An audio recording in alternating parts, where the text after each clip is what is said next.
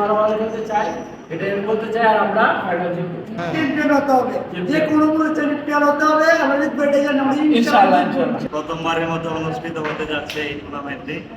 তো আমরা চাই পরবর্তীতে আরো সুন্দরভাবে গোছানোভাবে হোক।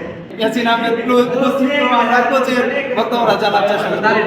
বলো কিন্তু দুঃখজনক বিষয় বন্ধু কিছু বলবো না তো হৃদয় আমরা সবাই একসাথে হইতে পারছি, এটার জন্য অনেক আনন্দিত।